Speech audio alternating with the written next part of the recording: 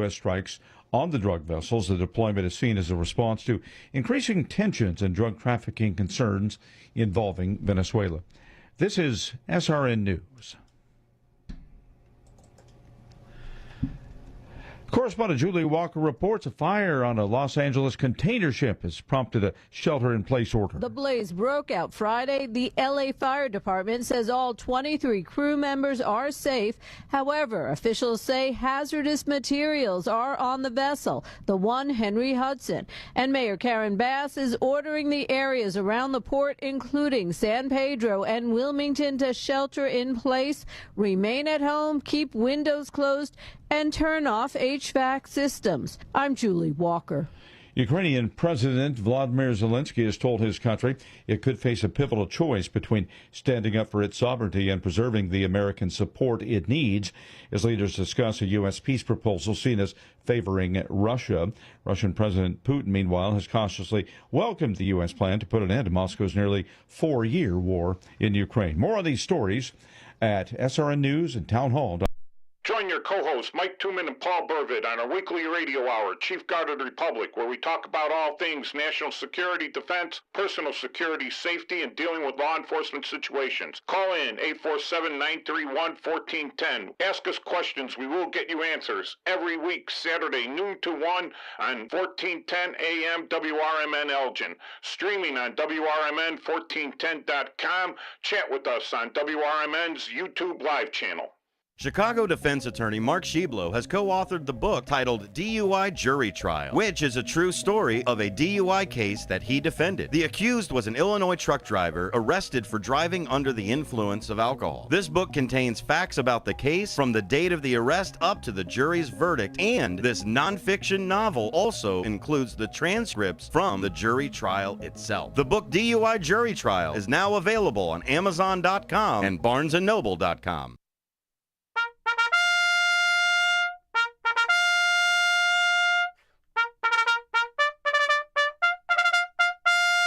Fix Bayonets, comrades, this is Chief Guard of the Republic radio show with your co-hosts Mike Tooman and Paul Burvid every Saturday noon until 2 on WRMN 1410 AM, the Fox River Valley Media Network. We're streaming on WRMN1410.com.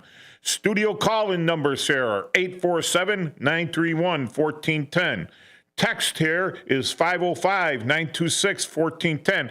I'm beginning to see a pattern with these 1410s. All right, or hit us up in the comments on the YouTube live channel, WRMN 1410 channel on YouTube. You can also see our previous shows on the Chief Guard of the Republic YouTube channel. And if you need a link to that, you go to our webpage, cgr.silink.net. And a shout out to Nick Napolitano and his On the Rise radio show, which handles a lot of the local sports. I listened to him on my way in. It's a great show. All right, so Paul, last week I was kind of scattered-brained. I don't think I ever got back to my original point or anything. I have a little bit of that ADHD, where I could be like, start doing a project in my garage, then I move on to something else, and I get most everything done, but I don't do things in a row. I lose, I lose interest, and I move over to something, then I go. Anyways, I think that's one of the things I do on the radio show, and I confuse people. I have to work around that, maybe make myself some notes or an outline. What do you think? You could, but that's kind of normally, I'm like big into model building, and guys will be doing 2-3 models at the same time. While one's hardening, they're gluing something else or painting it. So actually, I think that's could be an economical use of your time. But whatever. If you think you need notes, we'll do notes. It doesn't matter. So I wanted to talk more. I wanted to rehash more of AI this week. All right. But something. I wanted to say something. A friend of mine, the guy I talk about a lot, the guy I know that's into threat assessment and a psychologist, he said, look yourself up in the AI mode on YouTube, okay, and or Google, I mean, and I looked myself up on the AI mode, and it was fantastic. It said, how I was a prosecutor. I worked for both the state and the county. And it said that I was noted for doing complex cases. And it mentioned, how I put a guy in prison for 13 years for securities fraud, mentioned how I was an expert at securities fraud. And then it had picked up some newspaper articles where it mentioned where I had prosecuted like 8 people for raping different people and stuff like that. And that I'm noted for doing complex things. And I looked at it and, I sat there and I sent it to some people, and I said, I should run for office because I came out great. I mean, even if they Googled me or something like that, they might back out of the race, but unfortunately, it's not going to happen. But, like you said, it depends on what they put in it. And mine, I was very happy with mine. In fact, I took screenshots of it. I sent it to everybody. And I said, wow, this is awesome, but it's just the way the ball bounces, Yeah.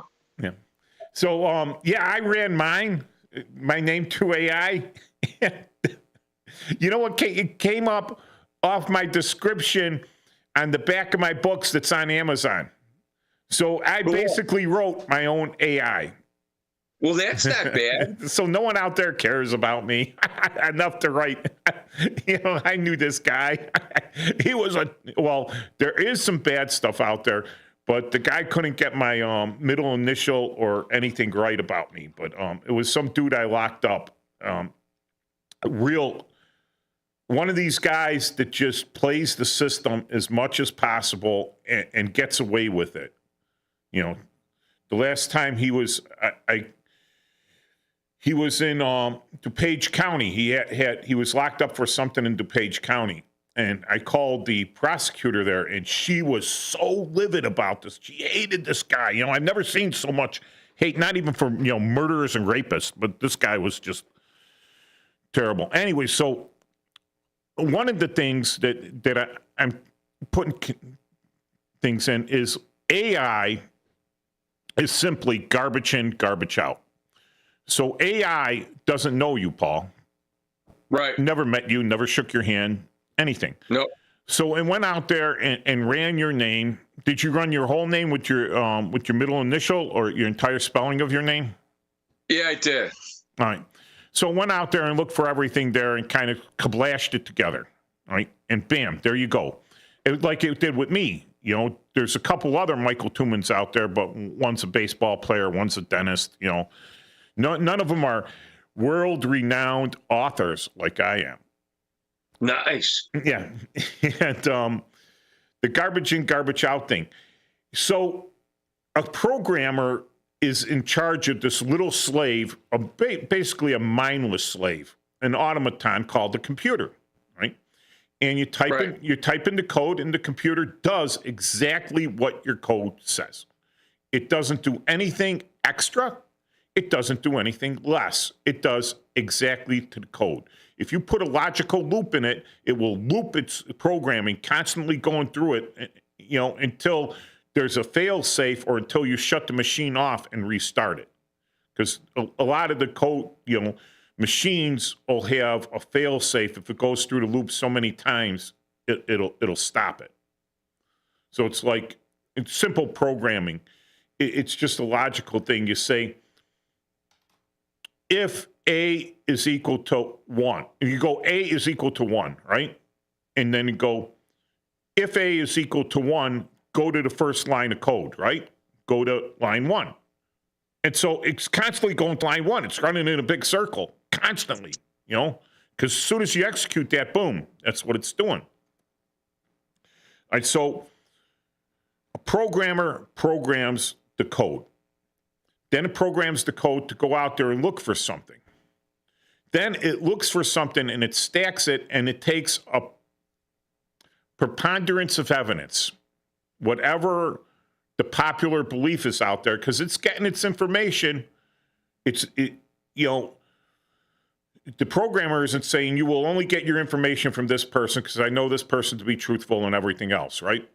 No, it's going out there. It's taking preponderance of evidence, whatever the popular thought is, and boom, it's returning that back. And sometimes it caveats it because the programmers, not AI, the programmers have put in the caveats, popular belief is. But someone sees that in AI and go, oh, it's the truth. They neglect to read the popular belief is, which popular belief is not truth, is it, Paul? It is not, no. It is not. It's not fact. It's popular belief. All right? And if you got 51%, then you're popular belief. So it's caveated. All right?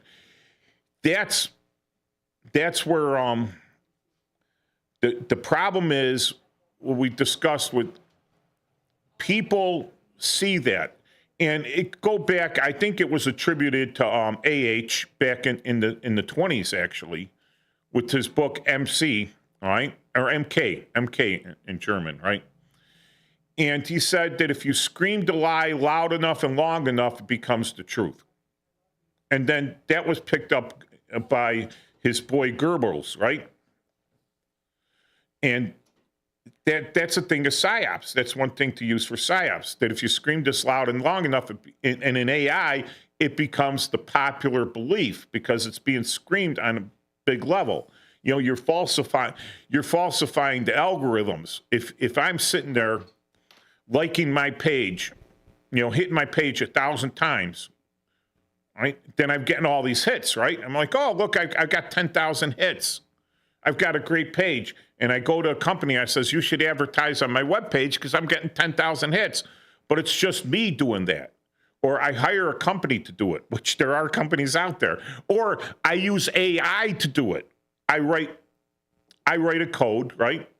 And I use, because one of the things they check on is IP addresses. It's like, is this message coming from the same post office, right?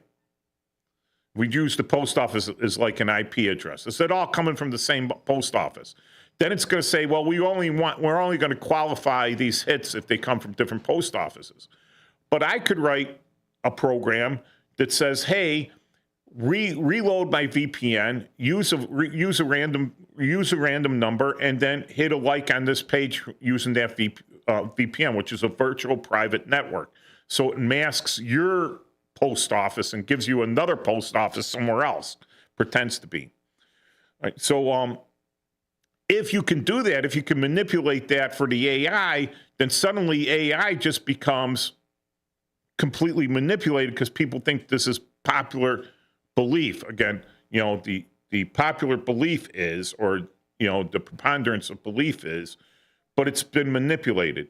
I got my hair stood on end, what little I had a little bit, because sometimes I learned something. It's like, sometimes I don't know a lot, and this made real sense to me. My goddaughter, she's never got a degree in code, but she's coding everything. She's into the cyber world there, right? And she hates artificial intelligence. She hates the name artificial intelligence. Absolutely can't stand it. She says it's machine learning. So it's a machine learning something. All right? It's not intelligence. It's machine learning. It's machine gathering data. She says there are programs out there, artificial intelligence programs, machine learning programs, just a set of codes where you can send your resume into everyone that has a place to post a resume for a job. You can send it to all of them, like 50, 60,000. And it just sends it all out at once. I mean, it might take a couple seconds with 50 or 60,000 of them, right?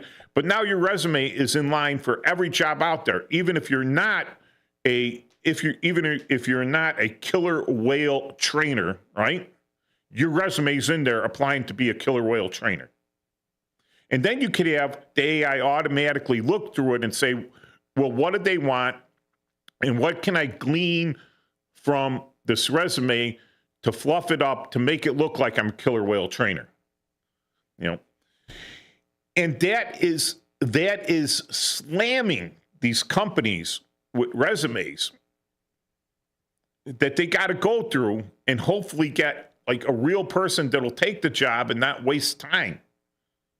Because some of these jobs might be minimum wage jobs. Some of them might be, might not have the benefits that this person requires. It might not be anywhere close to them, and they won't be able to move. They only want to work remotely. But they're still putting their resume in for the job. Now you're competing against that. If you're just average Joe and you're like, type in your resume, monster.com, there it goes, right? And you put in, these are the jobs I kind of want. You're nowhere close to the level of the other people that are just slamming these things.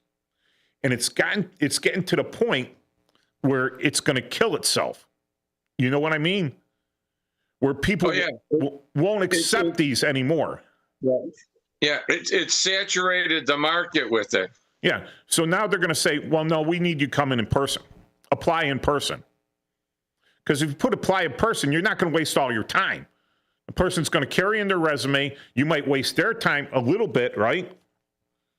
But you're narrowing the field down, and now these people that are actually willing to come in and have actual qualifications, where if I'm not questioning you directly, right? I don't know whether you've ever worked with killer whales before. Have you, Paul? I have not. Yeah, but now you come in and you go, hey, how long have you worked with killer whales? And you go, I haven't. And I go, well, this is a job for killer whale trainers, And let me not waste your time anymore, sir. We can't train you up for this. We need people that are already trained and experienced, right? So that AI out there, I think, everyone's worried about it, but when it comes to people that can actually turn a screwdriver, right, that can actually do physical data entry, like talk to someone on the phone and doing physical data entry or stuff, or someone that can patch concrete. Let me see.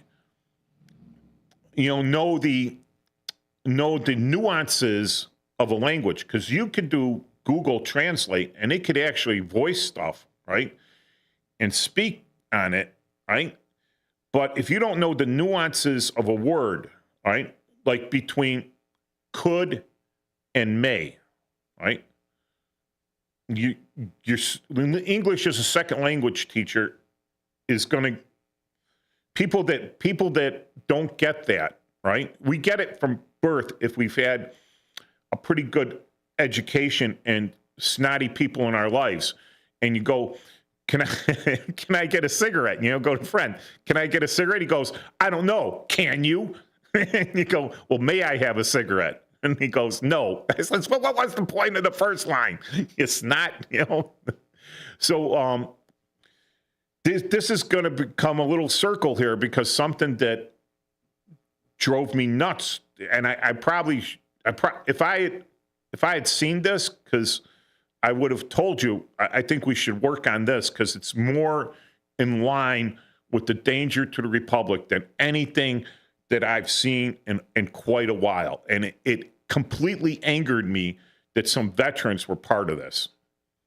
Okay? And it's the may and can thing. May, can, could, would, So a couple of legislatures, politicians came out and they said, you don't have to obey, you don't have to obey, they didn't specifically, I think, say illegal order.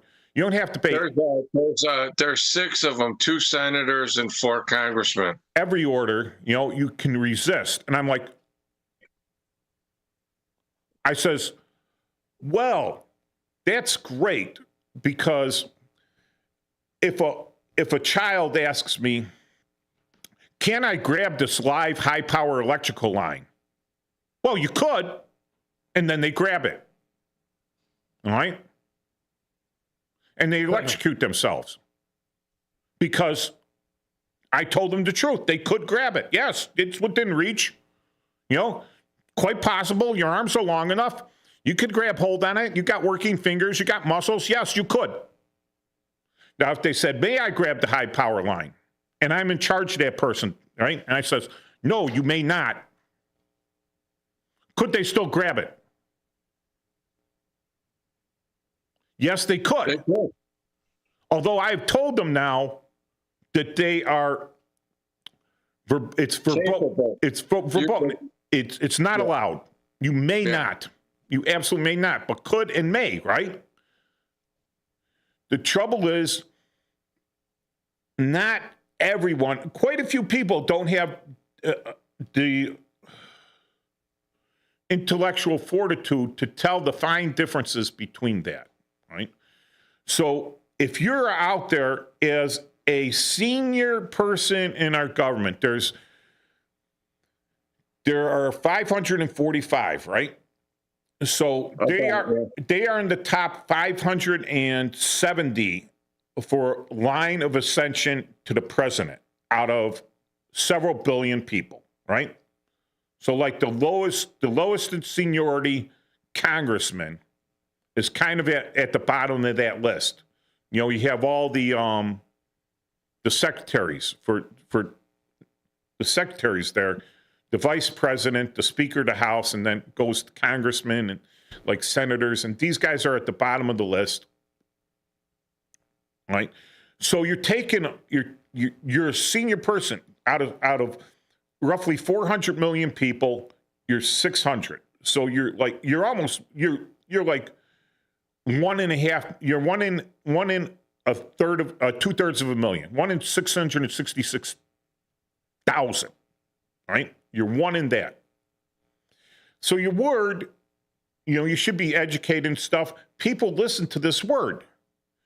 And they have a thing in the military called a congressional investigation, and people who don't understand it spout it all. I'm going congressional. I'm going congressional. What that means is that I'm a soldier, and I'm being harassed by my command. I've been shortchanged by the pay system. I'm not getting medical benefits that I deserve. They jumped me in order for the housing, and I've went through all of my options. So I've gone to my commander. He's been non-responsive. I went to his commander. They're non-responsive. I went to the inspector general's office, right? They're non-responsive. And finally, I go and I call my congressman, and I detail to him what's going wrong, right? Now, the congressmen have representatives in Congress with their authority, right? And it's a colonel, and he comes back and he says, I'm from Congress. And he calls my commander's commander. And he says, what's up with this? He says, no. That's absolutely wrong. I want it fixed right now. And guess what? It gets fixed, or they have 24 hours to explain to the congressman. And if they don't, that colonel's going to be writing letters to their command saying, your guy's kind of like being a congressman. All right? So here's the thing.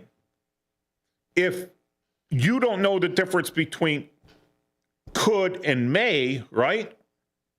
And your congressman tells you, well, you could, yes, you can violate, you can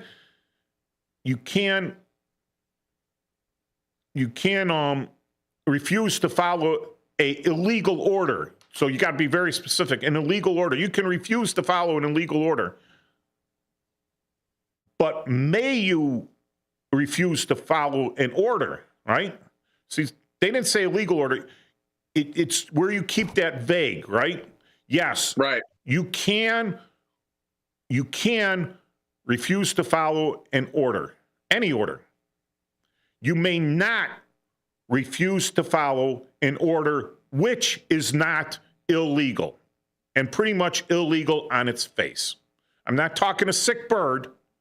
I'm talking against the Uniform Code of Military Justice, against the U.S. Constitution. In some states, it's legal to smoke pot. If you are stationed in California and you're a U.S. service member and your commander tells you, you may not smoke pot. And you say, well, that's an illegal order in California. because it's my right in California. So you light up, you piss test, you get kicked out of the Army. See, they're not legal minds. But you're talking to them with authority, and you're leaving stuff out. You're leaving the specifics out, and then when you're confronted with it, then you bring out the specifics of it. But you've already used that to influence, which is dangerous. And I think and they should know, they should be intelligent enough to know when they're being intentionally vague to cause a problem, which will create a lack of discipline in our armed forces. So we're going to commercial. We'll be back. I'm getting really excited now. I'm got to calm down and have another cup of coffee.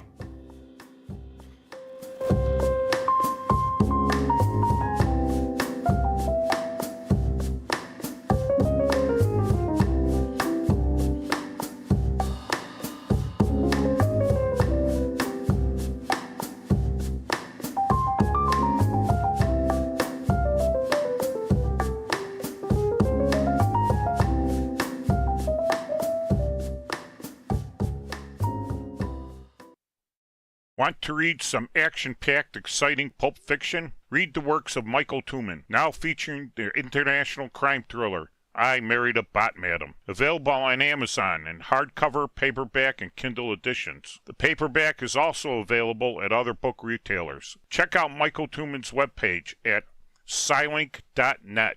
That's Papa Sierra Yankee Lima India November Kilo dot November Echo Tango. When disaster strikes, flood or fire, every second counts. At Emergency Construction Group, they specialize in immediate response and same-day service for any residential, commercial, or industrial emergency across the Chicagoland area. With over 30 years of experience, they've got the expertise, manpower, and equipment to handle any size loss fast. They follow strict IICRC guidelines to restore your property the right way, the first time. Their team values transparency, constant communication, and strong ethical standards because your peace of mind matters. Licensed, bonded, and insured, they're here for you 24/7, 365 days a year. Call 855-4ECG now. That's 855-432-4669. Or visit their website at emergencyconstructiongroup.com and let Emergency Construction Group put your life back together one step at a time. That's Emergency Construction Group. Your satisfaction is their passion.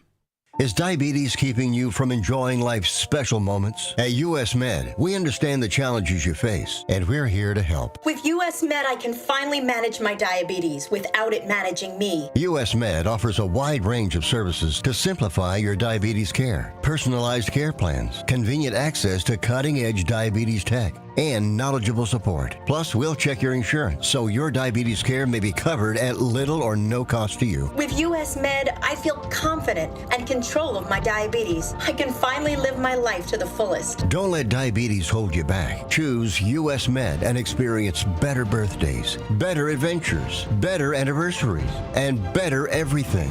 Call now. US Med.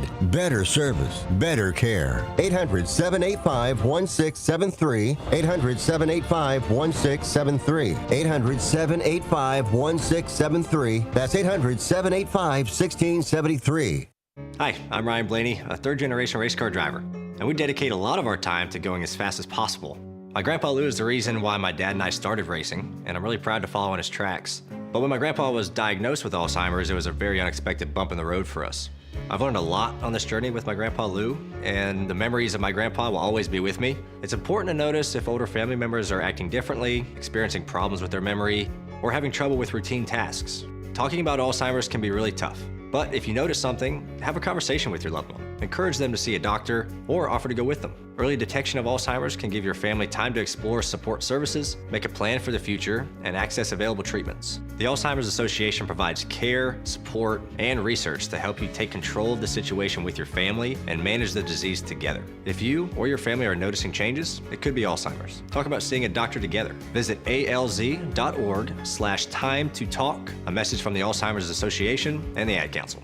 Join your co-hosts Mike Tooman and Paul Burvid on our weekly radio hour, Chief Guard of the Republic, where we talk about all things national security, defense, personal security, safety, and dealing with law enforcement situations. Call in 847-931-1410. Ask us questions. We will get you answers every week, Saturday, noon to 1 on 1410 AM WRMN Elgin. Streaming on WRMN1410.com. Chat with us on WRMN's YouTube live channel.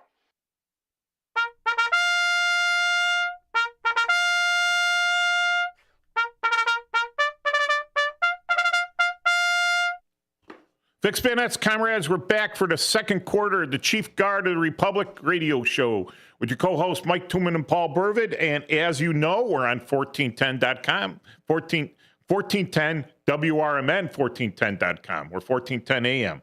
And because you're already listening to us, so you're on 1410, or you went to WRMN 1410.com and you clicked listen here, or you clicked the YouTube live channel, right? And so we're here. So a couple shout outs to calm me down, because I'm really getting bouncing in my seat kind of as I talk about it. It just angers me more because I know what's going on. But okay, a shout out my peeps at the Blue Box Cafe. Shout out to them. Always a great sandwich, always pleasant in there. The girls are very nice and good looking. You know, I have to leave that. They're very nice, good looking. The guys there, they're good workers. You know, they're I guess they're handsome. You know, I'd have to ask girls if they're handsome, but they're better looking than me. And last week I was there, and they gave me a Veterans Day discount, and I got a free sandwich. I was like, wow, that's great for you. Wow. Thanks, guys. Yeah. And now they give a veterans discount. So the other shout out, so UCG, Ultimate Combat Gauntlet, this Friday coming up, not yesterday, 6 days from now, Friday, over at Magoo's in Bedford Park. The Ultimate Combat Gauntlet show starts at 8 o'clock. It's $20, $10 for veterans or first responders. Kids are $10. It's a good kid-friendly show. I had a long talk with some of the wrestlers and said, listen, if I can control my potty mouth on the radio, you control your potty mouth in front of these kids. All right? Because, they have a good time and their mothers come bring them out there. Magoo's is a decent bar. They got cheap buckets for beer. And it's at 65 something a Menard. Yeah, 6539 Menard. Now maybe it's 66. It's down. You go to 65th and Menard and you head south, and you can't miss it because it ends. Menard ends over there. It's 6550 South Menard. Yeah, 6550. So this is the latest show here, the final drop kick. It's been going on now. My daughter's been running this. Yes, I have interest in this. Yeah, it's a conflict of interest with you there. But my daughter's been running this for over a year now. So it's her wrestling promotion. You see her there, Lucia Ludacris. My name is not Ludacris, but Lucia's my daughter's name. So we got the ring and everything. She has top young talent that go out there and wrestle for her. And they got their storylines going. She has a champion. I think they're going to come up with tag team champion belts soon. It's all good. It's all good. If you want to bring your kids out to a nice, inexpensive show, because it's like $1,500 to go to WWE or something like that. And speaking of that, Lucia was just on the she was just out there in Franklin Park for the Chicago Style Wrestling, CSW, and she won the Royal Rumble. Nice. She was the last one standing in the ring and won the Royal Rumble. So she's got some street creds out there like you wouldn't believe. So that's a shout out for them. Another shout out for all my veteran friends at Dunkin' Donuts Veterans over on 7039 on Dempster. The Dunkin' Donuts out there every Tuesday starts at 9 o'clock, usually goes maybe 10:30 at the latest. If we have a speaker, 7039 on Dempster. And guys usually get in there around 8 o'clock and start, having their coffee and chat. And it's a great place for old veterans to meet up and have. And every week, this is every week out there. So, Paul, I was babbling around doing most of the talking. So, tell me, have you ever prosecuted someone for disobeying a police order? Yeah. It was kind of a weird situation, though. It was a guy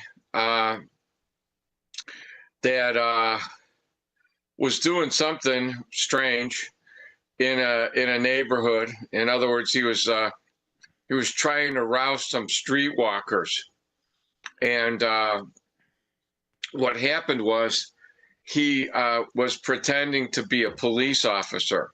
Ooh, nice. And but he paid a lot of money. He got a vehicle that looked like a police escape. Yeah, what is it? They were using the Tahoes. Yeah, well, this was before that, but he got it. Crown he got Vic. it in Crown Vic or the Chevy Caprice. The big one, not Escape, the Explorer. Explorer. And he got, but he didn't get it in a color, like he got it like in a fire department color. Anyway, so what happened was they pulled up to him, and he had like this accoutrements of being a police officer. And they asked him if he was the police, and he acknowledged that he was when he wasn't. So they asked him for some more information. So it was like kind of disobeying an order for something like that. So anyway, he got convicted, and so the police pulled him over and asked him if he was the police. No, he was stationary, and they couldn't figure out why he was there. You know, are you the police? What's going on? And he goes, yeah. And then they go, well, where are you from? And then it came down from there. So anyway, that turns out that that's actually false presentation and impersonating the police and disobeying orders and stuff like that. So it was kind of like that. And this was right after 9/11. So it was kind of an important thing. And so, yeah, he got convicted, but it was kind of weird. And then I've gone after people that didn't disperse when they should. That's a key one, because they've run that through the up to the Supreme Court, I think. Yeah. And now they have to give them like triple warnings. Yeah. And they got to get a number. And they got to write it down, and they got to say this person at this time was told to disperse on this street corner. Then they got to come back and tell them again, and then they come back the third time, and if they ain't gone, they can take them into custody for disobeying a failure to disperse and disobeying a police order. But here's a key thing: a civilian who has never sworn an oath, right, of service, can get locked up for disobeying an order from a police officer, right? And the reason for that is for the safety of the public. Sure. Okay, could someone call me up and give me the 1 in a billion chances where that wasn't right, right? Well, this happened and that wasn't right, therefore we shouldn't enforce it on anyone else, even though it'll cause panic, destruction, riots in the city. We shouldn't enforce that anymore. You know, it's a traffic thing.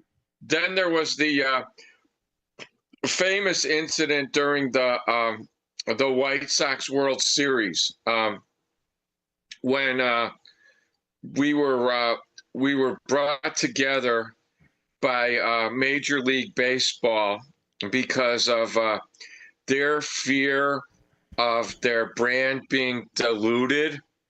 So we had a special task force, and this was kind of interesting. It was the Cook County Sheriff, the state's attorneys, the U.S. Marshals, and customs people, and then our investigators. And we went there when they were doing the nights that they were doing the World Series here, and this I'm talking like 2005, and there was a concerted effort. You know, when they talk about stuff, there were people that would come from, quote, out of town, and also there was lawyers for Major League Baseball involved in this. There were lawyers because there were people selling counterfeit merchandise, and they were really worried about their brand. And there had been the licensing, the money, because I could print the T-shirt for $1.25, and if I sell it for the same price they sell it for, I'm making $50 a T-shirt. Right. And I'm not giving them their cut. So what happened was we didn't know what the valid trademark stuff was. So anyway, I got teamed up with some sheriffs and some U.S. Marshals. I believe they're deputies. Yeah. Well, they were pretty high up in the sheriff's office. They're still deputies. There's one sheriff. Yeah, but they were like the commanders because that's how it worked out. And then we got split up. Okay. And you had to understand there were like thousands of people, like thousands. And it ended up being me and a lawyer from Major League Baseball. And we were under a viaduct, okay? And he had identified a guy that he saw in I think the All-Star game that year was in Detroit. And this guy was familiar to him. And he said, that guy, it turned out the guy had 100 shirts on. He literally was wearing 100 T-shirts. And he was selling them. I don't want the bottom T-shirt. I don't want the bottom T-shirt. Yeah, right. But anyway, they were surprised because I said to him, come over here. And then he wouldn't come over here. And then I told him, I said, well, you're under arrest. And then the crowd came at me, like I'm talking about several hundred people. Oh, I've been there. And what they didn't know was behind the crowd were the U.S. Marshals. So they turned on the siren, and then, we got the guy and about 20 other guys. But the guy said, I told you, you were under arrest. I said, I told you that. So anyway, but it was kind of strange. And, they were, it was bad. It was a bad situation. But there's a lot of bad stuff that can happen when you disobey orders. One of the things to do an analogy, a real layman's analogy, is when you have traffic, let's say the traffic lights go out, right? And one's flashing green, one's flashing red, one's flashing yellow. They're all messed up because AI went insane, right? It gained sentient and said, well, I'm just going to have Christmas lights, right? So you got patrolmen out there, and they're directing traffic, and they're stopped one way and they let the other way go. And then some guy decides, hey, my thing says green, so I'm going to go even though there's a patrolman there telling me to stop. All right? Telling him to stop. He thinks the light supersedes the patrolman. So, of course, that's disobeying a patrolman. It's a traffic violation, but it could also be disobeying law enforcement. So he gets a ticket and he has to show up to court. Oh, no, right? And the reason being is he's the jerk that's going to cause a mass amount of injury. Not just injury, but gridlock. If no one listens to these guys, it just goes gridlock because people will sit there at a flashing yellow light waiting for that sucker to turn red. They will block. There will be two people absolutely blocking traffic because it's flashing yellow and they don't know what to do. So coming back to the military here, with talking about the senators and everything, you have a lot of guys out there that are honestly, guys and girls, wonderful people. They're wonderful people. They join to protect the country. Maybe they have reasons, but 75% of them knew that they were joining for semi-patriotic reasons. Right? But you have to instill good order and discipline in them. They have to have a mentality where they will obey orders almost without thought. Almost. But it's generally the same orders all the time. So that's why we do drill and ceremonies. While you see these guys marching, they go left flank, right flank, counter column, which is difficult, for everyone. But at the end of 8 weeks of this drill and ceremonies, you're not only anticipating the drill sergeant, right? You're doing everything. Everyone's in step. It's beautiful. It's a beautiful thing. Everyone's in step and everything. Now, if you're new to marching, and you're marching guys that have been drilled, all right, that have been in drill and ceremonies, and we've been doing it, and all of a sudden we get a practice, a guy that's new guy practicing marching us. He's not very confident with it, and he's going to march us into traffic because he hasn't said left flank, he hasn't said right flank left, he hasn't halted us, we haven't gone to mark time. These are marching things where he should, if he loses his thing, he should just halt, just halt, But instead of walking into traffic, the front row is going to immediately stop and at least mark time, which is marching in place. And everyone's going to march in place behind them. Because the front four guys should not be so oblivious, right, as to realize that they're walking into traffic. Because there's no military purpose in a training environment for walking into traffic. And there's no military purpose to say that I walked into traffic because that guy that was just practicing his orders, right? Just practicing his orders, told me to. So he outranks me or whatever, and if I didn't do that, I would be in violation. You see, there's where you're thinking, right? You're not going to march into the traffic. Those are orders. It's an order, all right? But do you have to obey it? No, I don't have to put in combat. Listen, you're going to have to cross that busy road to get, to go get that bunker over there. Try not to get hit by a car while you're running across. Well, it's a combat order. I go over. I'm at risk. You're going to be at risk. But that's not an illegal order. All right? You're in combat. You have someone over you. If someone's making stupid illegal orders, like I want you to jump off that cliff, well, that's not a good order. That's an illegal order. And if you have the basic amount of training in your head, self-preservation, you're going to question that. All right. But where it came out and discussing this, and I think we've been quite clear on it, and I don't know why the Supreme Court hasn't just come down and stomped on these, quote, these judges, right? Can the President of the United States send the National Guard to protect U.S. government property and U.S. government employees at any time? Yes, he may. It's right there. It's right there. He may do it. But the press wants you to believe their narrative, and the narrative of the opposing side is that they're using the National Guard against the Constitution for law enforcement purposes. They're arresting people. No, they're not. They're protecting the people that are arresting people. And then they are protecting the people that have been arrested, either from escape or from making further injuries and everything. They're not arresting anyone. No National Guard soldier is signing an arrest report. Right? He's there protecting the federal officers who are not National Guard or not National Guard at that time, because many of them have joined the National Guard.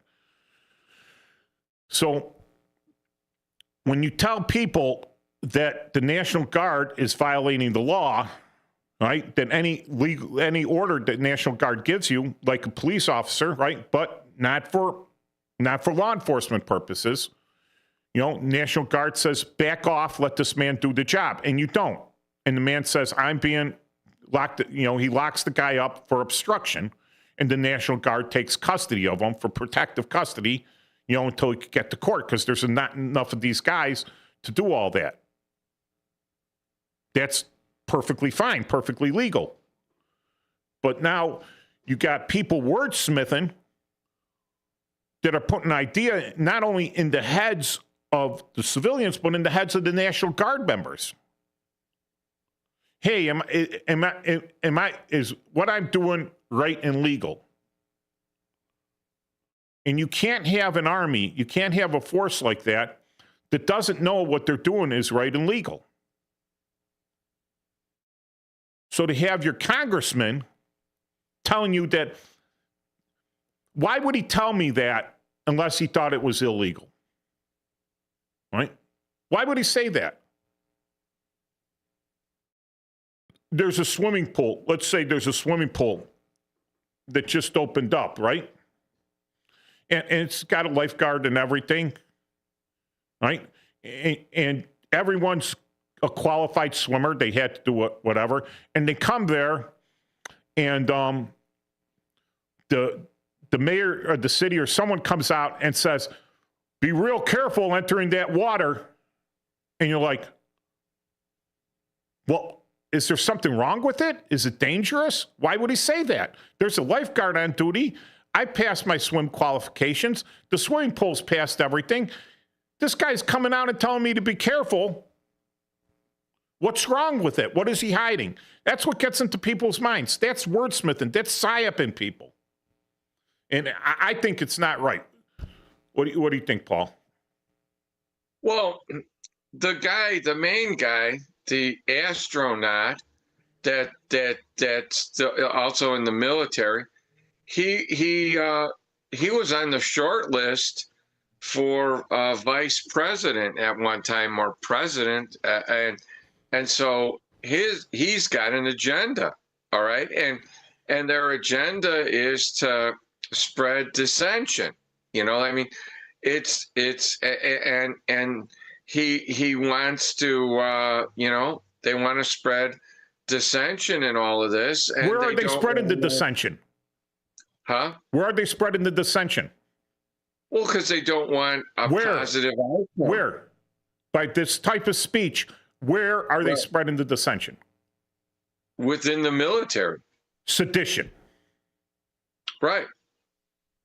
Which is what was said, but now now everybody's backing off of that. Well, because that's they wordsmithed it, knowing that it would be understood one way, but they could talk their way out of it the other way. They wanted all these Guard members to think that they could just, because they had the Guard and Reserve and active duty, because it didn't feel right to them, right? That they didn't have to obey it because it doesn't feel right. That's what they said. That's what they wanted them to think. In reality, they go, well, what we meant was they didn't have to obey an illegal order. Well, everyone knows that. You're taught that in the military. You're taught that. You don't get out of basic training without knowing that stuff. You definitely don't get out of an NCO school or an officer school without knowing that. But suddenly, some guy that was going to be an astronaut is telling you that. So you're like, well, what's wrong with this? Is this wrong? Is this an illegal order? Am I, because you're not a lawyer or whatever. And well, the way I heard it is that they're taking people that weren't in the military for a real long time or might be new at it, and they're trying to capitalize on that, and they're trying to make them question their authority. But what they don't understand is when they question that, they make the whole military weak, and they spread a problem for the whole nation. So it's contra to the freedom of the country and detrimental to our safety and security by doing that. Absolutely. And it's done just for a political reason. Yeah, that's creepy. That's absolutely, it angers me to the point of violence, but not actually. And you're not saying the thing that was on the end of it. They said that they had their back. How would these 6 people have your back? when they're going to just step all over you and say, well, we told you, and they're going to, you're going to be the sacrificial lamb. They have zero their back. They have, Right. unless they're Secretary of the Army. Right. All right, when we come back, after our fine sponsors, more Chief Guard of the Republic with Mike getting angry.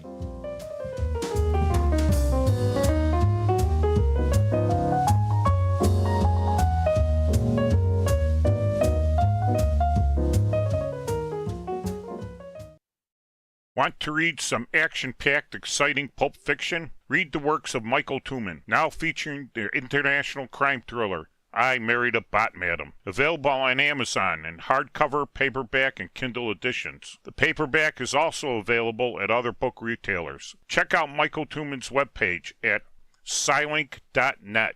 That's Papa Sierra Yankee Lima India November Kilo November Echo Tango. Join your co-hosts Mike Tooman and Paul Burvitt on our weekly radio hour, Chief Guard of the Republic, where we talk about all things national security, defense, personal security, safety, and dealing with law enforcement situations. Call in 847-931-1410. Ask us questions. We will get you answers. Every week, Saturday, noon to 1 on 1410 AM WRMN Elgin. Streaming on WRMN1410.com. Chat with us on WRMN's YouTube Live channel.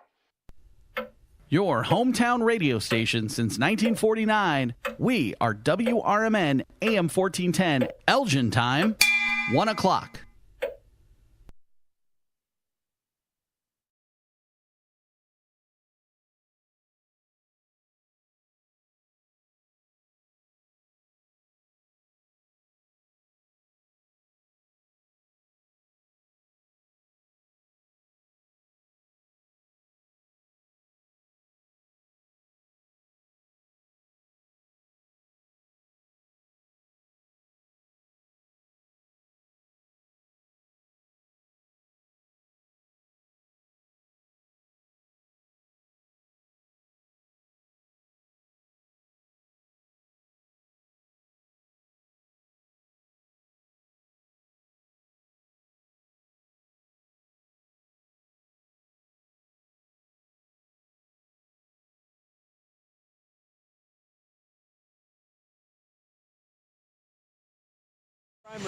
But I think she's a nice person.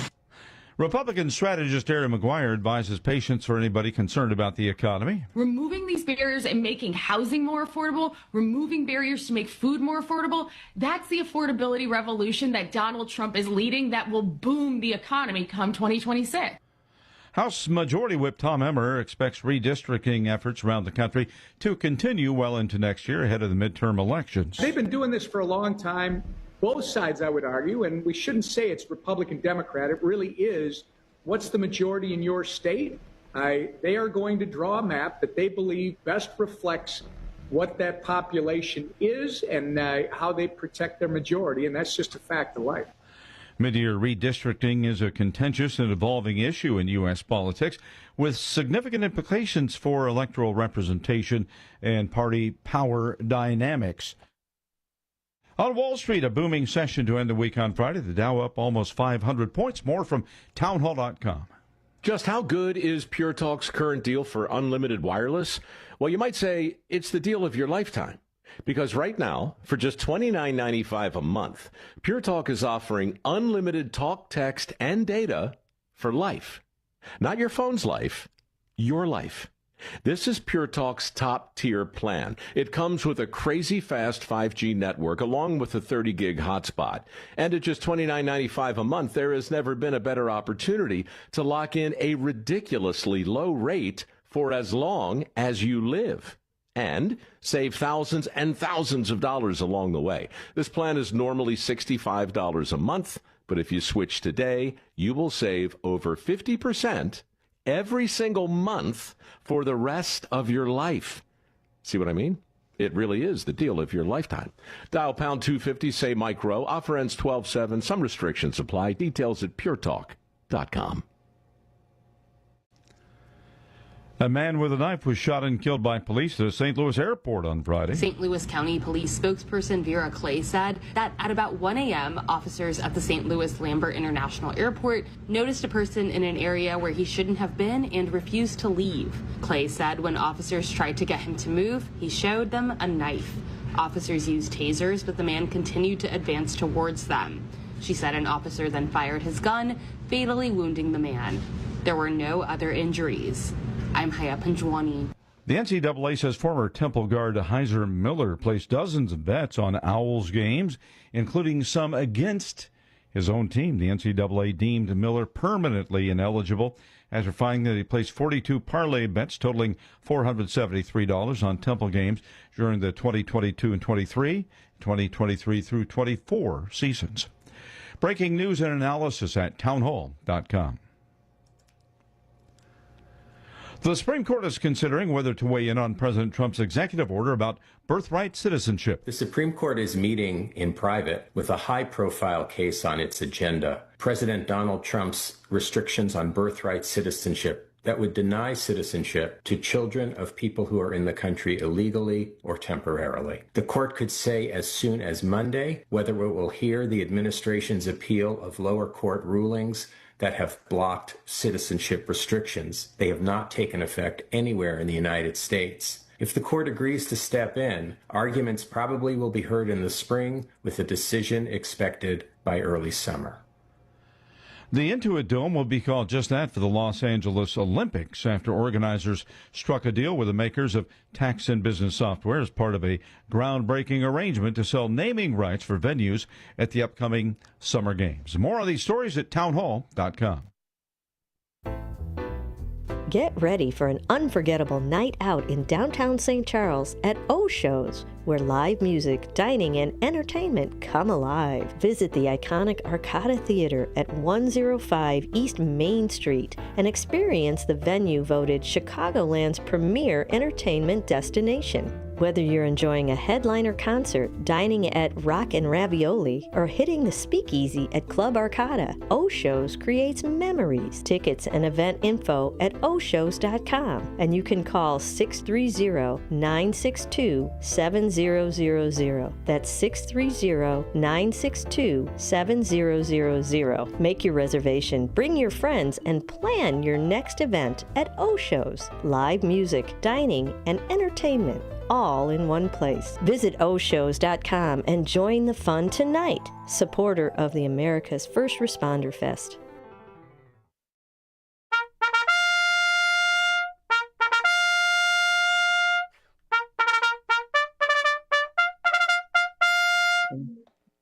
Hey, Fixed Bayonets, comrades.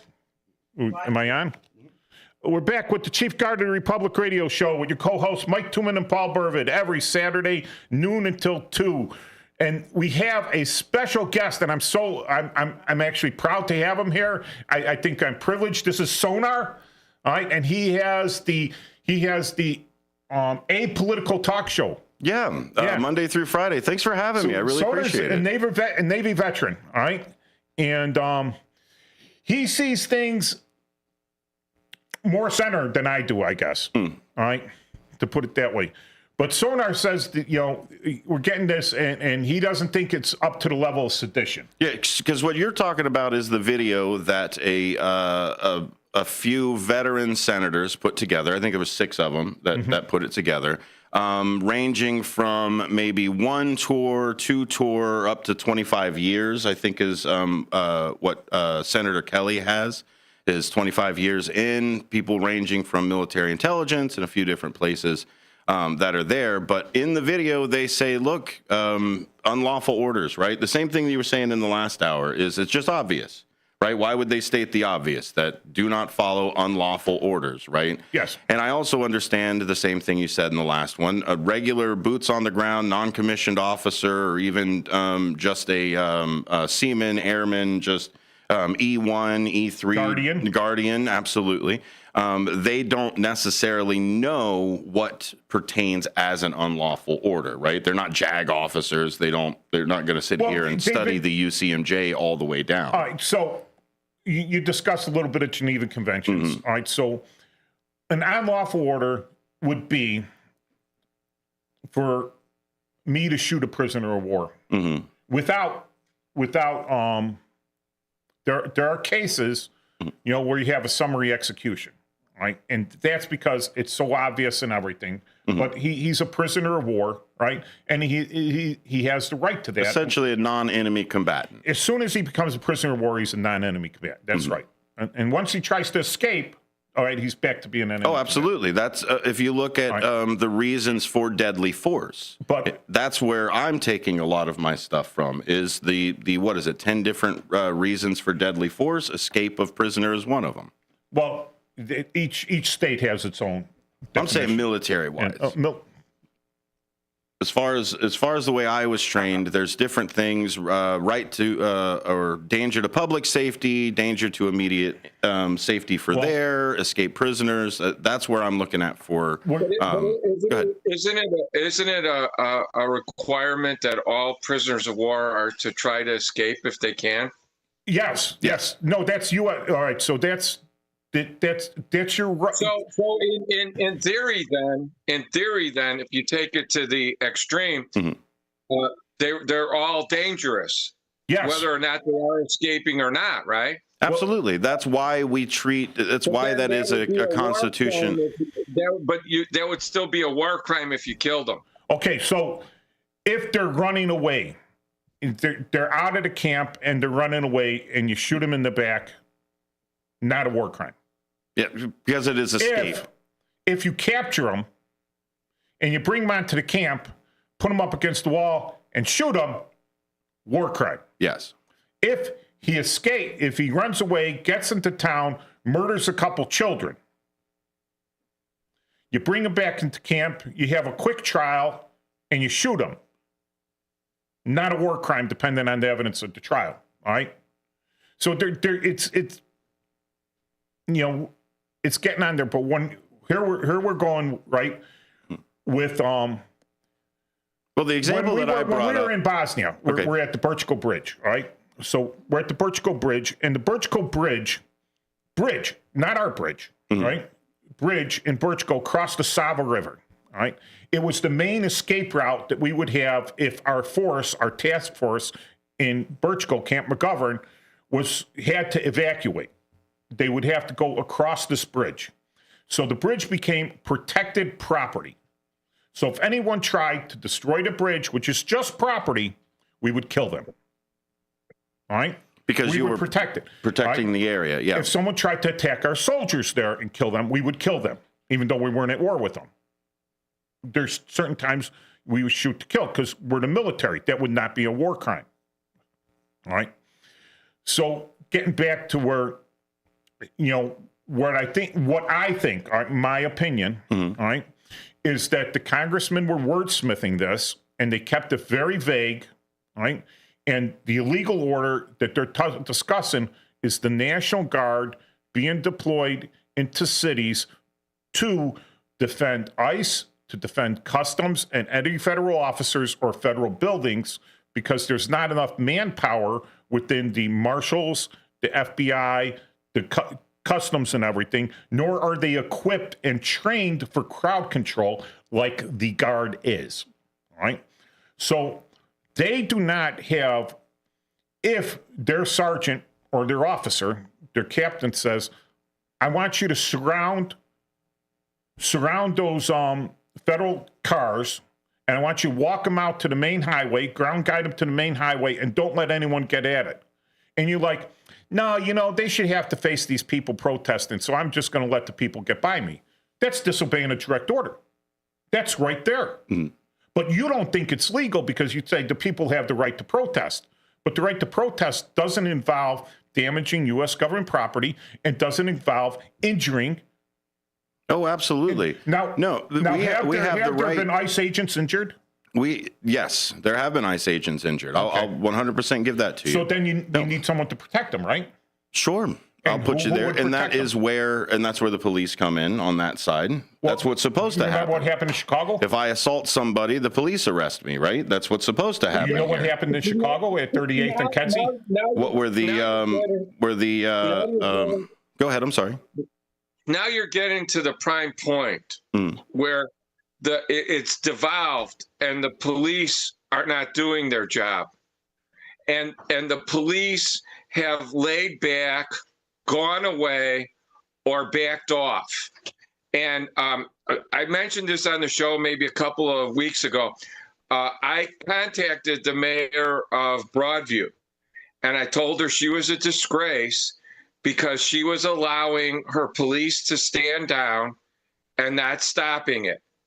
And that it had become a photo op for 2 people running for Congress and 1 people running for Senate to give them some bona fides when they're going to be running their commercials. Well, and those people were also just indicted by the DOJ as well. So that's what I mean. That's where the due process comes in. If I assault anybody, doesn't matter what it is, it doesn't matter what uniform this other person wears. If I assault anybody in the United States, it's the police that come and get me. Okay. Posse comitatus tells it to Posse where. comitatus. Sure. But at that, the general idea of it is that the military of the United States does not enforce the laws within the United States. Okay, they're key. Yes, agreed. Absolutely agreed. So assault is a law within the United States. Assault is what would happen if I assaulted that. Is preventing assault enforcing? If the is preventing it enforcing it? Preventing? No, you cannot prevent crime by preemptive measures. Yes, you can. Okay, so me just being outside somebody's house looking at the house, you could arrest me because I may be robbing that house. That's not the preemptive measure I talk about. Okay, so me and my friends gather up to protest something. You are allowed to just gather me around before it devolves into a rob. You're sitting on the corner of Campbell and Fillmore, all right? And you're dealing your dope. And you're moving $50,000. I'm breaking a crime right there. Already doing crime, arrest me. No, don't have to I'm doing crime in broad daylight, arrest me. I sit my squad car there. Yes, watching me do crime, arrest me. No, because you're not going to do crime in front of me. Yes, look, strategic deterrence, 100%. But you're not talking about strategic deterrence. You're talking about the police being involved in this, in these matters. Well, the police should be. Yes. You understand that if you're coming in and out of Broadview and you're being blocked by people, which is a crime. Then arrest the people. Yes, then arrest the people. That's a crime. The police didn't do that. Okay, then that's who you need to lay it out on. It's kidnapping because you're being restrained in an area. It's unlawful restraint. If the police aren't there, the next thing that happens is the federal officials do it. And if they can't do it, Mike is right. The National Guard has to do it. They don't arrest anyone. They have not. The National Guard has arrested 0 people. Okay. Zero. They are there to prevent ICE agents and customs agents from being injured and assaulted, to allow them to do their job. They are there to prevent the building that they're using from being torn down. Just by strategic deterrence. Yes. That's nothing else. They're not allowed to do anything else. Protect. Just be there. What do you mean by protect then? The Birchville Bridge riots. Okay. All right. What did I say? We had a bridge there. If someone tried to blow it up, we would kill them. Sure, but standing in the way of a vehicle is not. Kidnapping. It's kidnapping. Sure. Then call the police. You're telling me that the National Guard can't call the police. They don't have 911 cell phones to call the police. They never came. Then that's on the police. That's not on the National Guard. We cannot then escalate into it without the police coming in. In this case, and then it's on the military, who are defending federal property and federal employees. Okay. It's the police never came. They never came. Then that's on the police. That's not. They never came. All right. No, it's not on the police, because the police are also following some orders that they have to follow. All right. The police were told not to go. So I'm going to ask you this, Sonar. Okay. I'm going to ask you this, Sonar. Yeah.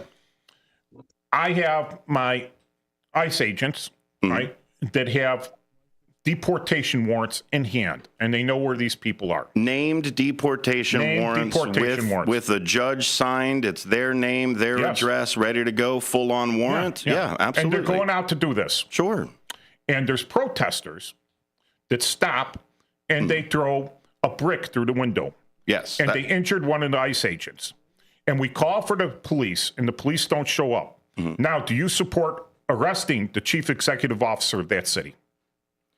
Chief executive, you're saying the village or mayor of that city. Well, that's where anybody a regular person would be able to file whatever complaint as well. If I had a situation and the police didn't show up to help me, I would have legal bias to be able to sue the village, city, or whatever it is for not protecting me. That's what everybody else does. That's what everybody else does. Not everyone. Not everyone. You also have the right of self-defense. Absolutely. And defense of others, which you still have in the military, because you still are a person. Yes. You are a person. You're not a robot. No. You're a human being. And you have the right to defend yourself, absolutely, others, the police, and anyone else.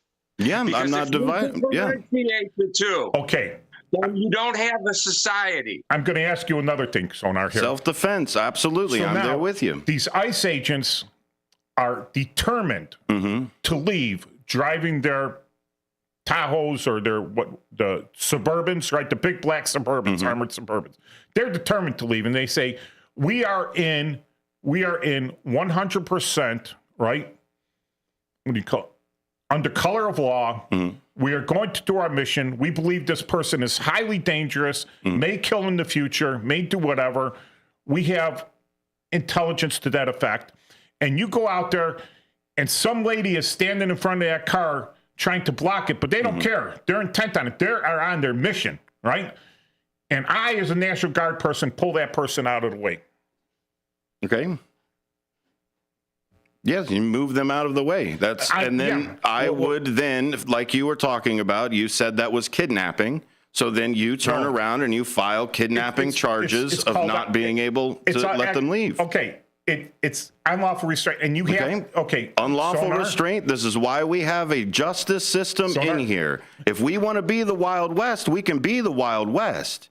But if we want to maintain the order and society, like you're talking about, we have to enforce the laws. Then enforce the laws. Do we selectively enforce them? Only the ones we like? Well, now you're talking about all executive power at this point, sir. And that's where we can talk about that all day. The executive power for enforcing the laws comes from the legislature who passes laws. Gives them there. And from the judicial branch, which interprets the laws and gives you case law and decides that. Ask any officer. The officer has the, I guess, discretion on which laws they are going to enforce or warn or anything else, right? No, they don't. They have limited discretion. Limited discretion. And then if you don't like their discretion, you can file a complaint and go through the legal process as well. Discretion is the prosecutor. The only one that has that discretion is the prosecutor. So we got to call. We got to call. Prosecutorial discretion. Now, the police might choose to what they used to call a station house adjustment and only charge them or not charge them for whatever reason.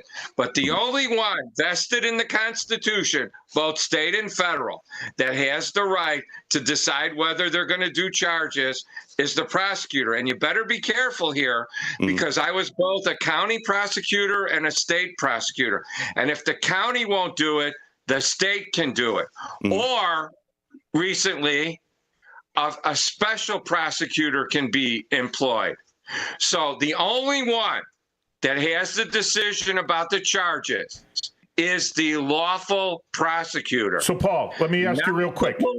If not the politician, it's the prosecutor. If a grand jury issues an indictment and a judge issues a warrant based on that indictment, right?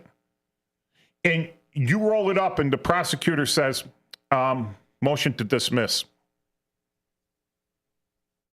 Or we're not going to prosecute it. Right? He can do that. All right. And then what can happen is another prosecutor can step in and do it. All right. But if he does that, and it was based on bias, he has committed official misconduct. All right. So we got a caller. He subjects himself to being prosecuted himself. We got a caller here. Okay. Hello? Hello. Who's on? Hey, this is Dino. Hey, Dino. Hey, Dino. I think, with all due respect to everybody, Mr. Tooman, your show in particular, too much what ifs and could have beens and should be's, and it's getting blown out of proportion a bit. One of the biggest problems are this: is the mayor of Broadview doing anything wrong? No. Just like with the city of Elgin, they don't send police officers to execute any ICE warrants or participate in any ICE arrests. We all know that. There's not a police jurisdiction around because of the Trust Act will allow that. Now, you're talking other issues, and we're complicating them.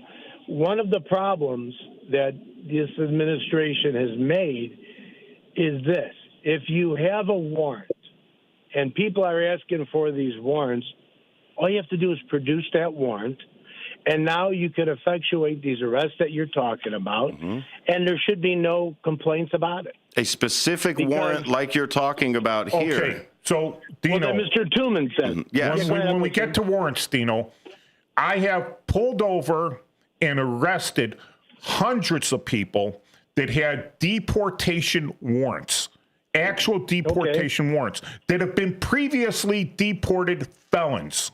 All right? Okay. That I now have in Chicago, Cook County custody. All right? So they're in Chicago custody. I was not allowed, per the city's order and the Chicago Police Department policy, to call immigration and customs enforcement, even though I had this guy peacefully in custody, and they could have came and deported him. That's continuing Chicago policy. Not what I'm talking about. And that's the Trust Act. Right. That's not what I'm talking about. And I agree with you, because the police departments won't participate in helping the immigration situation. They put that up to the federal agencies. Okay, that's good. Well, how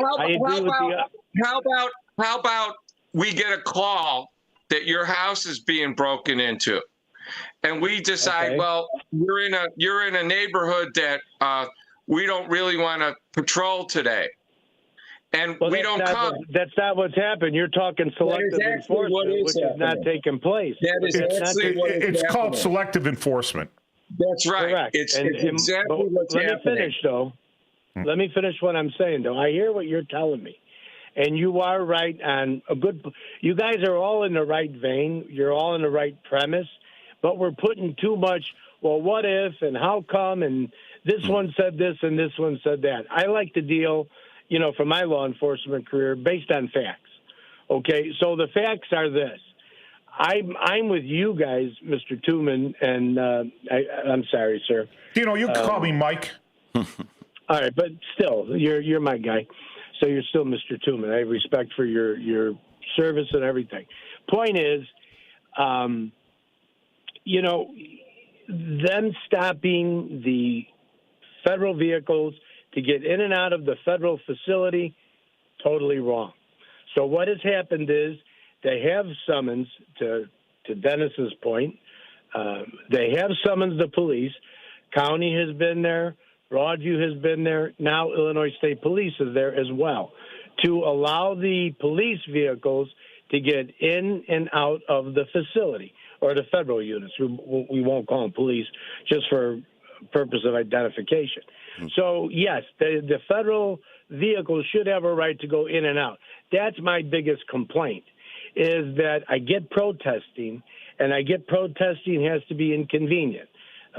Mr. Sonar has explained that to me time and time again. I get that.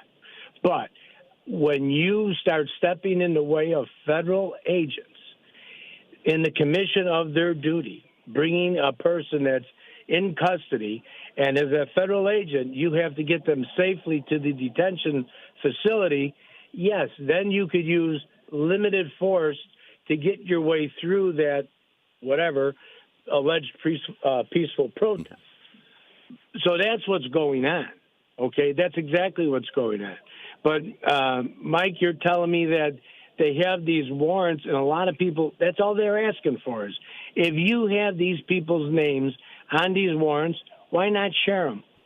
And I say, in the name of transparency, why wouldn't you? You know, you can't make an arrest warrant public. It's illegal to make an arrest warrant public. Now, I was a prosecutor for 35 years, and I used to get arrest warrants. I would have to sign a special book and take the warrant in hand and turn it over to the arresting agency. Do you have? And there could only be one copy. Do you have to show the arrest warrant to the person you are detaining? No. Nope. No one has the right to that arrest warrant paper goes with his docket. All right, so it goes with his file. His body. All right, it goes it with follows his body. him. All right, it's a body attachment. So the arrest report. But I'm not allowed to see it. The person that's being detained isn't allowed to see. You'll see the it in piece of discovery. paper. In discovery. No. Wow. He'll get it when he goes to his quote arraignment, as you guys are asking for. Yeah. All right, we'll be back. I'm glad Dino called in. That means the boss is listening to my show. So now I got to really. I always listen to all the shows. I love it. All right.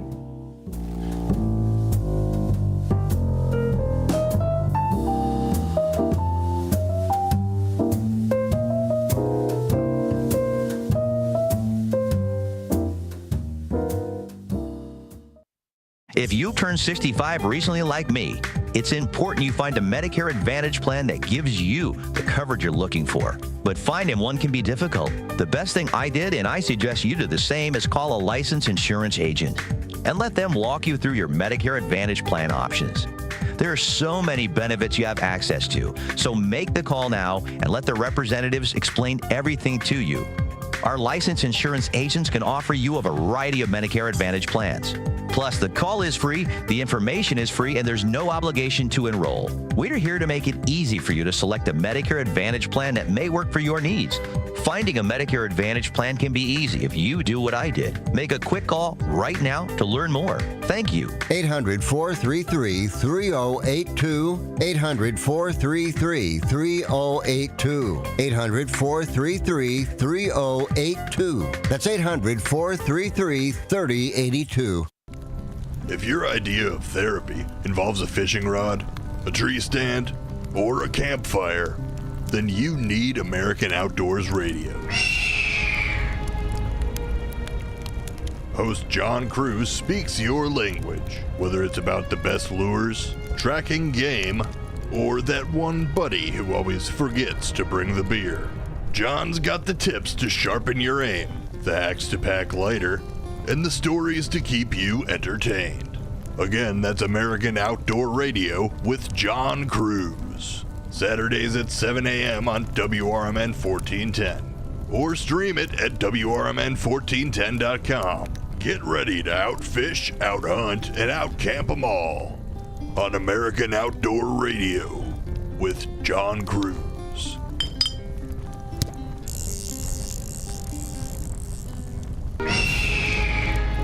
Ever tried balancing a dozen eggs in one hand while hopping on one foot? Or maybe juggling cats while riding the unicycle? Sounds ridiculous, right? But guess what? That's exactly what texting while driving is like. Your human brain only has the capacity to focus on one thing at a time. So when you're behind the wheel, give driving your undivided attention. Don't drive distracted. A message brought to you by the National Highway Traffic Safety Administration, Project Yellow Light, and the Ad Council. The road ahead can be unpredictable, but with the right partner, you're always moving forward. At Heartland Bank in Hampshire, we're with you. Every mile, every milestone. From savings to small business lending, we offer local decisions and personal service that gets you where you're going. Stop in at 819 Warner Street or call 847-683-4444. Heartland Bank, proud sponsor of America's First Responders Fest. As veterans, we're no strangers to helping others. It's what we were taught, trained, and told to do. It could be for anything. Helping a friend move. Listening to a fellow veteran for hours, at any hour of the day. Or just simply making time for people. A neighbor, a loved one, or even a stranger. We're often the first to help others. There's no question about it. But we do have one question for the veterans listening. When was the last time you reached out for help? Perhaps it's time to do for yourself what you would do for others. If you or someone you know needs resources, whether it's for stress, finances, employment, or mental health, don't wait. Reach out. Find more information at va.gov/reach. That's va.gov/reach. Brought to you by the United States Department of Veterans Affairs and the Ad Council.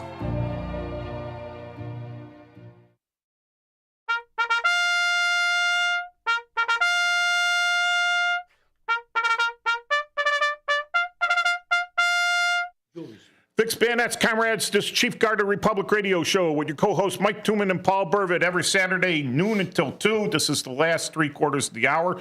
As you know, we're on WRMN, 1410 AM, the Fox River Valley Media Network, streaming on WRMN1410.com. You could see them on their WRMN 1410 YouTube channel. The voice call-in here is 847-931-1410, and our text number is 505-926-1410. And I'm very pleased and honored to have not only Sonar here, but Dino. I'm looking at my reflection in here. There you go. It's kind of, but Dino, the manager of the station, what did you call it? The executive manager? I'm nobody, but that's it, man. I heard this on the radio, and I said I have to come in here because Dennis and I, who's the political guru of our station, we argue about this all day long. And with Paul being here as the state's attorney, Paul is the subject matter expert when it comes to this. So these questions that I was asking and you answering, Paul, are very crucial because this is the complaint. I don't think people are upset that illegal immigrants are being taken out of the country. The premise was they're coming to get the worst of the worst. Unfortunately, they're getting a lot of other people that really are just regular workers. So I have that compassion side as well, okay? As a Catholic gentleman, I get it. Member of the Knights of Columbus with the 4th degree, which is our patriot. Same here. Understood. Same here. So you understand where I'm coming from on that. There is a certain humanity. Sure.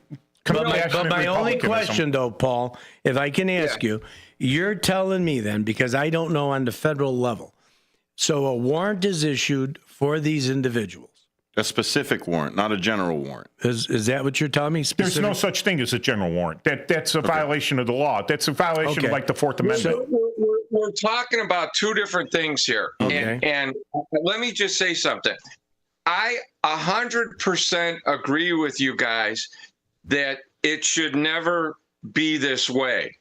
It should have never gotten to this point. Correct. We shouldn't have to have the military in our country doing what it has to do right now. This was caused by, and I don't want to get into it, one side or the other, a political reason. Should have never got to this point. Now, there is no such thing as a general warrant. There has to be a specific warrant, and you can't see the warrant. It only goes to the arresting office, and it goes to the judge, and then they'll get it in discovery. What you guys are talking about are, and they've mentioned this, that other people are getting grabbed up in this. Like if they go with the warrant to the house and they bust in the house, and Mike mentioned it on the show, and Daddy's here illegally too. They weren't looking for Daddy, but now Daddy, who worked This was a guy in Elgin. Okay, go ahead. He's a wonderful guy. I agree with you. Go ahead. I had no problem with it, but he's getting grabbed up in this. Right. Okay. And they cannot then say, oh, we're releasing him because he's not supposed to be here either. But you guys are absolutely right. No one is taking umbrage with you that this has gotten to a point where it shouldn't have. Now, the question is, how do we do this? And Mike is 100% right, because when I worked night bond court, I had a friend that I went to college with who was a photographer for the FBI, and then he went to Customs and Border Patrol. He used to come every night and see who was there. He'd go to the lockup, he'd interview the people, and they'd put a detainer on him. And then when his case was up, whoever the sheriff was would call up, and they would gladly take him and send him away. But this magnificent, like you call it, the Trust Act, doesn't allow that. Correct. So the police do not help. Now, it would be much simpler if we took them away when they committed the crime and got rid of them. Then we wouldn't be getting Jose, who's been doing our grass for 20 years. Okay? But unfortunately, it's got to this point. Now, it doesn't help us with rhetoric on both sides. It doesn't help us that people are encouraged to beat on police cars that are being transporting these people. We have become animals, in other words. On both sides, correct. Mm-hmm. Well, both the arresters and the demonstrators, okay? This is not the country that we were in. Mm-hmm. And unfortunately, it might have fallen on the present administration, but this has been a long time coming. Okay. And what we need to do is figure out how we stop this and we get back to the America that we were, one that's based on laws and the Constitution and loving your neighbor and things like that. But we're not there. And, you know, I don't know how we're going to get there. When you have politicians that demonize everybody and make it sound, you know, I have a relative that was killed by an illegal recently, and they were run down on the street. And I agree with all of you. There's wonderful people out there, but there's also people out there that are killers. And none of us disagree with that either. Okay, so here's something, right? Going back to First Blood, Rambo, and this wasn't in the book. The book's excellent. Oh my God, the book is so awesome, right? First Blood.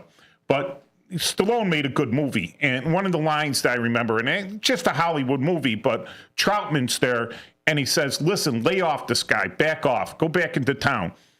You know, let things cool down. He's going to walk in somewhere, all right? He's going to be working at a car wash, and you're going to pick him up. It'll be no problem, right? Same thing. The reason Chicago initially, and they put it in front of Mayor, the junior Mayor Daley, Richie Daley, right? And they put it in front of him. How come you're issuing this order that we won't cooperate with ICE? Like we used to, they go to county. Well, county was cooperating. We won it. They would go to county if they were locked up on a felony, only a felony. They didn't care about the misdemeanors. If they were locked up on the felony, then if they had a deportation warrant, ICE would launch them almost immediately. They would take them and get them out. But here's the thing. The patrolmen, we're constantly going out there. We're running people in cars because they're driving poorly, all right? Or they're having domestics, and we're going in there, and we run their names. We get their names, and all of a sudden this pops up, the warrant. So now we have them in control. We have a controlled environment. We could very quietly take them out, have them in our nice controlled police station. They've already committed a crime or suspected of committing a crime, but we have them on the warrant. And we had probable cause to run their name, all right, reasonable suspicion, probable cause, and now we have them, and now they quietly get deported or they go to their hearing, and then the feds hold them to whatever, and they're taken off the streets quietly, all right? But the thing was, we don't want them to be afraid to come to talk to the police if they're witnesses or victims that they might get deported. I'm like, oh yeah, they're really talking as witnesses. They're really talking as witnesses. Okay, but let me just, if I can, I don't want to interrupt you. You're talking like a street cop. and I get it, okay? You worked it, I worked it. We understand what it's like. I believe me, a full understanding. So just so we could go down our list and agree with all of what was said, the military was brought in here to protect the federal agents in the commission of their activities and to protect federal facilities. Can all four of us agree on that? I can agree. That's what they were brought in right, to do. I understand that. Paul, do you agree with that piece? I do. Okay. Yeah. So Paul now says that each one of the people that are, like the one woman that went into the daycare center, and again, there was 2 pictures painted. When you see the whole video, it was a traffic stop that she eluded the police or kept them going in this little mini chase. She elected to go to the facility for where the children were, go into the building, and then because that's where they were able to stop her because there was doors in the way, they took her into custody and brought her out. So to your point, Paul, you're telling me for them to seek her out, they already knew and had a warrant for her with her name on it, whether they show it to anybody or not, whether you legally are able to, because I get the defense attorney will get it in discovery. So is that a circumstance of that there was a warrant for that woman and they were just... I don't know. Okay. It could be closer to what he's talking about. Here's something that, sorry, I got probable cause or reasonable suspicion. I don't need a warrant. All right. I got that. If I saw the crime happening, I do not need a warrant. All right. You've seen this downtown. There was a guy on a bike. He said, "Hey, I'm illegal," and then they ran after her. Okay. If they're presented with that, they can logically follow it. They can chase them. Now, the question is whether they could chase them into a building or they can chase them into any public space. It's fresh pursuit, even into a private property. If it is a true and they have enough probable cause, fresh pursuit will allow you to go into someone's residence. It depends, because what Sonar's talking about are what they call civil warrants. Right. Okay. He's talking about civil warrants. Okay. He's talking about civil things. We're talking about a different thing here. We're talking about people that, and I agree with you, we should not be a nation where we're just, hey, but you got to remember something now. What would be technically profiling has been recently determined by the courts in this circumstance not to be profiling. Yep. The totality of circumstances changed. Hey, you're using my words. Well, that's what was in the Supreme Court docket as well. Let me ask you all a question here. Go ahead. Should undocumented, quote, or illegal aliens or undocumented aliens or migrants be a protected class of citizens? Not citizens. They're not citizens. All right, wait. Let me correct that. Should illegal aliens, undocumented, or undocumented migrants be a protected class? I'm not saying citizens because they're not citizens. But they're protected by a class. But they're protected by the Constitution and all people. Okay, that's not a class. That's everybody. All right? Okay, but they're in that I don't think it class, should be specific. So if I commit a crime, yes, fleeing and eluding the police, right?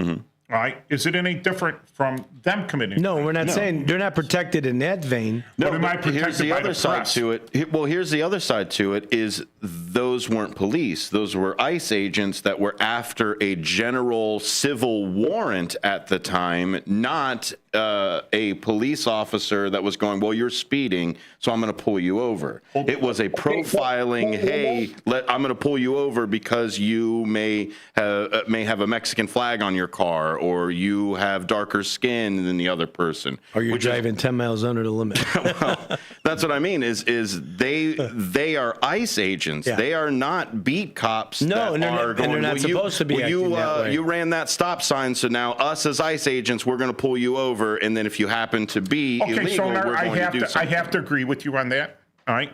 But if they have it on view, Michael, they're not allowed to. Well, they're not police. Okay, so we've had cases. No, I'm saying by doing a traffic. Hold hold on a second. You got to be careful here, because what did we have happen on September 11, 2001? We had an attack. Mm-hmm. So we changed our laws. These are people are all Homeland Security. You're talking about their main function, but they're all Homeland Security. Now, if you're saying that a Homeland Security agent can't do a traffic stop, then you're wrong. I agree with you on that. Because of the FBI, auspice of Homeland Security. Right. The FBI does traffic stops all the time. Sure they do. And DEA does them.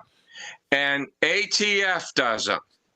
And that's covered under Department of Transportation regulations. Right. They can do traffic stops. And see, I actually heard something this week, and I don't want to get too much into it, where a state agency was involved in something, and they had their local police, they had their police talking about it, and they actually said that they were asked if the facility was safe for people that were illegal, and they said, we're going to tell you no. We can't defend you, because once we get involved in it, we're committing obstruction of justice.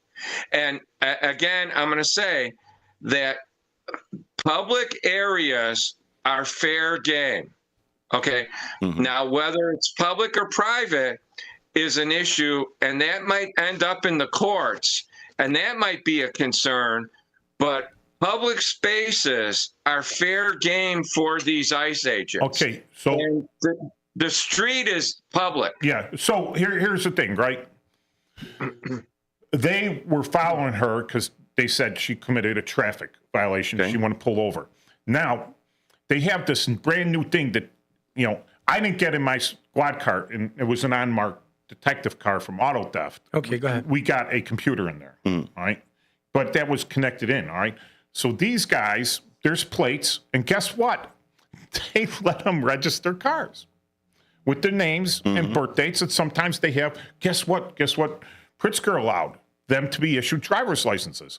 The last governor before Governor Pritzker that allowed people to be issued, illegal aliens be issued driver's licenses, went to prison for that exact thing, George Ryan. Excuse me. Of course, he was bribed to allow to do it, and no one's saying that Pritzker was bribed.